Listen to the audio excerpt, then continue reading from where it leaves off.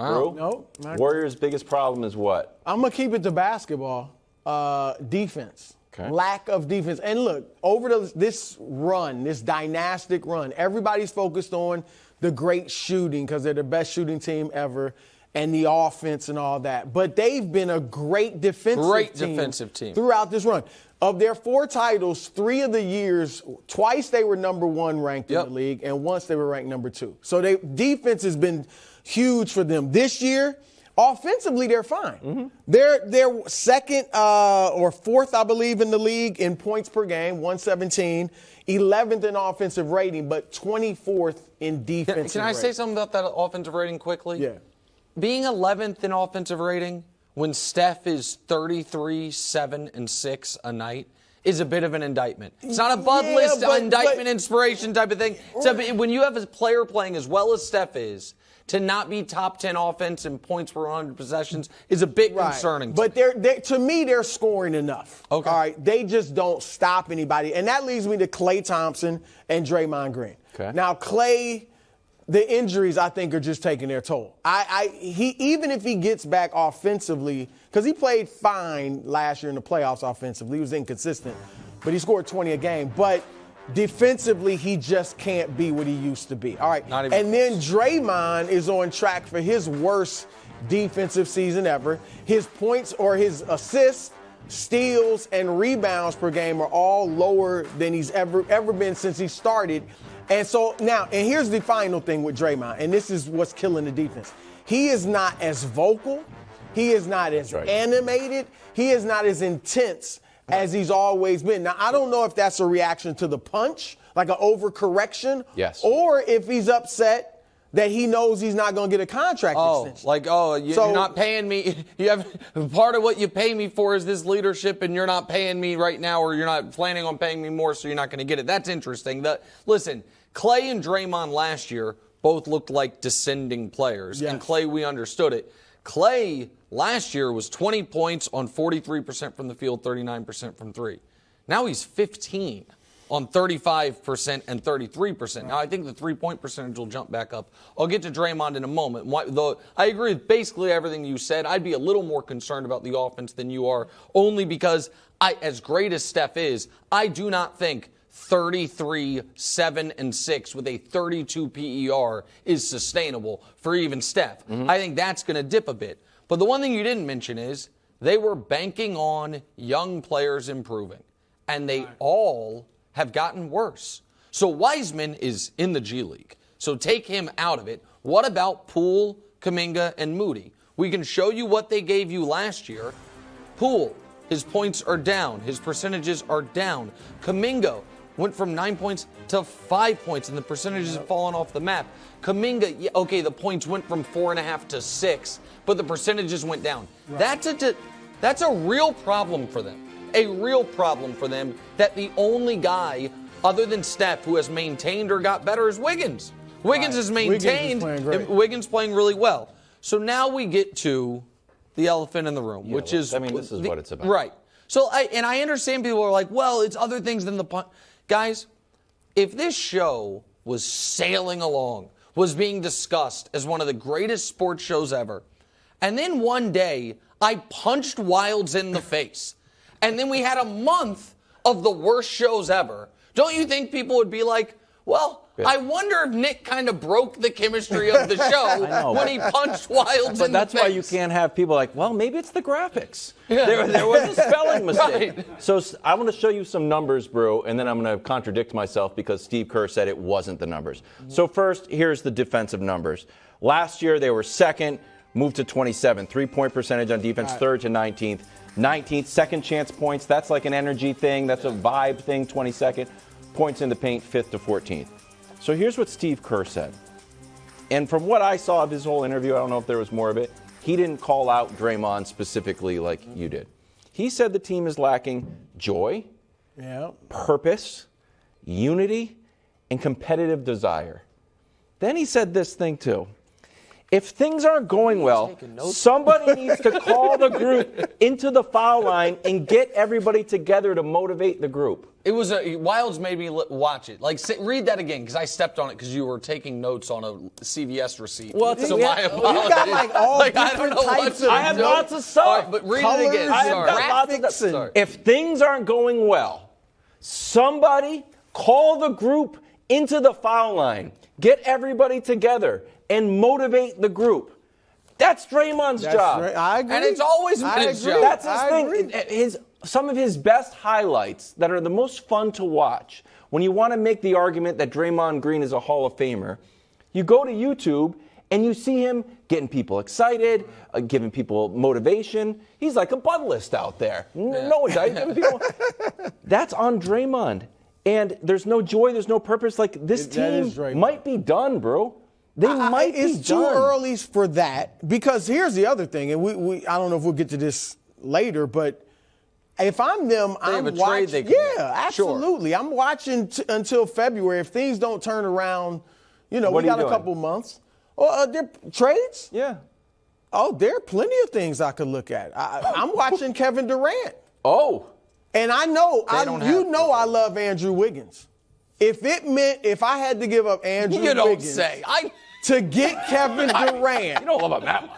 For Kevin Durant. My 06 Camry. But if it meant I'd have to give it up to get that Camry. Rolls Royce, you could twist All right, my I'm going to arm, throw it but out there. I asked Dusty, I didn't get to see his note if this works financially.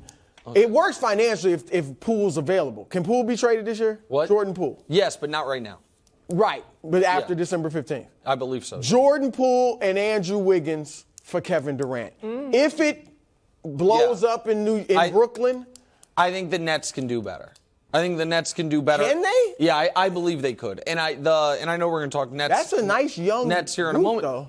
Well, listen, Wiggins isn't that young anymore. And Poole right now, again, they bet on the come with Poole.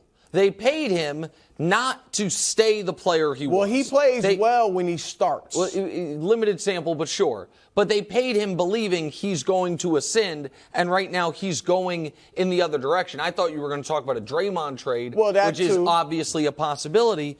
But what I think the other element that's interesting with the Warriors, and I just want to make the note of it, was the things Kerr is talking about. A lot of it has to do with energy.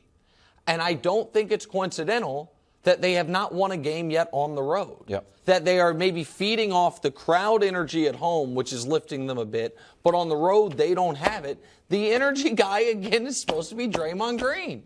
And so do you think he's doing this purposely, or it's No, just, I don't know. I don't believe I'm not that. saying it's purposely. I don't believe that. The vibe is off. No, I think that the vibe got...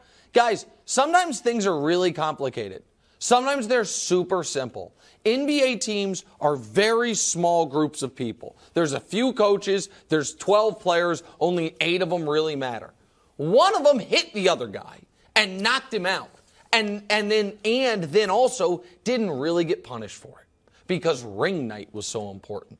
And the idea that has no impact on the fact that none of the young guys seem to be moving up, that the guy who got punched is stagnant, the guy who did the punching is a different player right now than he has been personality-wise. I think all of those things have to do with the fact that Draymond slugged him, and they didn't handle it properly. So let me get this on the record. You two are writing the Warriors off. To win the title? Yes. Yes. Okay. Hold on, real quick. If they trade for Kevin Durant, I'm not. But the Warriors, as presently constituted, yes. Okay. Mine's in pencil. Remember that. Mine's in pencil. No. Pen or nothing. Erasable pen. Hold on. Since we're getting things on the record, I picked the Warriors. If you were given a chance, if you were given a chance to make a pick right now, you'd pick the Warriors. You talk pick and take integrity. Okay. I live take integrity. Wow. Tell that to the Suns last year. It's one of the worst starts of a defending champion of all time. Maybe, though. Latest Kyrie news. Let's go to Brooklyn. Woj saying Kyrie is, quote, nearing completion on the process needed for a return to play. Could be on the court Sunday when Brooklyn hosts Ja Morant, one of my favorite players, and the Grizzlies. Question, Brew. Will the Nets be better or worse when Kyrie comes back? They'll be better. Okay. Now, look, the little uptick was cute. It was nice while it lasted, right? Yeah. Nick thought they were like the Celtics last year defensively now that Kyrie's gone. All right? They were playing great. And you loved them. But it showed, look, I'm not saying they're going to run through the East now that Kyrie is You there. live, take integrity, and they're your pick, and they are the exact team they were before the year. They are the exact team. We're talking about integrity and takes He's a little right flustered at the moment. We're talking about, curious. they're going to, at some point, you need talent. And that's what we're seeing now. And they have the same team they started with. I'm saying with Kyrie, they're better than without him. That's all I'm saying. And we've seen that the last few games. Look, they can be fine. They could win some games. I think they can make the playoffs without Kyrie. But their ceiling is higher with him. Their ceiling's round 2 either way. That's right. So they're just as good without him as they would be. They're very different, but their ceiling is round 2 either way. Here's the thing. You act like I get it. Kyrie has not shown he can help a team win a championship without LeBron James. Mm-hmm. But it's not like his teams are horrible. I mean, he has. His teams have a round 2 ceiling. They have. That's where they've gotten to. That's not the ceiling. That team a couple years ago, when they lost in 7 to the Bucks. In round 2. Yeah, but that was not their ceiling. They lost in the second round, yes. Had James Harden. That was the difference. But even with Harden was hampered and injured and on one leg with the hamstring. But my point was they felt they needed to trade for James Harden. No, but I'm saying because they didn't have a high enough ceiling. But even when it was just Kyrie and KD, they were 2-2 that in round team 2. was good. No, they were good. They were 2-2. Last year they won 9 of their last 13 with Kyrie. Okay, they beat Milwaukee, they beat Miami, they beat Philadelphia, they beat Cleveland. Are we including the playoffs? No. All I'm saying, See, I think it swung too far. Like, I think it swung to the point of some people thinking, oh, Kyrie's there, they're going to be garbage. And I'm keeping it to basketball, not the off-the-court stuff. No, but don't you think, Brew, I think these two stories are very similar. The Warriors struggle and how the Nets have been struggling for years. And Steve Kerr is dealing maybe for the first time, besides when they kind of tanked that year, of noticing that his team didn't play with joy, purpose, unity, or competitive desire. Do you think the Nets suppose that's the special recipe that you need for a championship. Do you think the Nets have any of those? They play with joy? No. Do they play with purpose? Not really. Do they play unified basketball? No. Do they play with a competitive desire when people are grabbing offensive rebounds? Well, they have without Kyrie. Okay. But look, and I know, Nick, what you're going to say, and there's merit to what you're saying. All right. Kyrie, I've said, look, this is a year he's got to prove it, right? If he wants his basketball career to extend past this season, especially at big money, he's got to be great this year, and he's got to be a good soldier. Off to a great start. He's already been full of distractions. Okay, I get that. But now you think there's more coming? You think he's going to do something else to ruin this season? I think that you are utterly insane if you think Kyrie is about to embark on 6 months of just basketball. 6 months of no distraction. 6 months of just being, you know what I mean, a quicker Bradley Beal. Like, that's what he's about to be. There is no... So there's more distractions coming. There's more Kyrie coming. You but think so, even too? if... Hold on. I need to say this. I know we're going late. Give me 25 seconds, producers. Even if there are no more distractions, it is a round 2 ceiling roster. You know who also knows it? Kevin Durant, who just went to Chris Haynes and said, look at the roster. What could anyone expect? He didn't say look at the roster. He said look at this without. He didn't mention Kyrie or Ben Simmons. Well, there's now, a reason. I get it. I'm walking in faith, all right? I'm taking a leap of faith. Kyrie Irving at his best. I want that from you, Kyrie. He's going to be on the bud list this month at some point. Ben Simmons. I'm counting on Ben improving. Oh, okay. Ben's coming off his best game of the year. Best game of the year. I know. It was only 11. I know. But must win for the Cowboys. KD didn't mention those guys. You are a man of faith. I'm a man of faith, right? It's not just talk. All right? Thanks for watching. Subscribe here to get more from the show and to check out clips from other shows on FS1.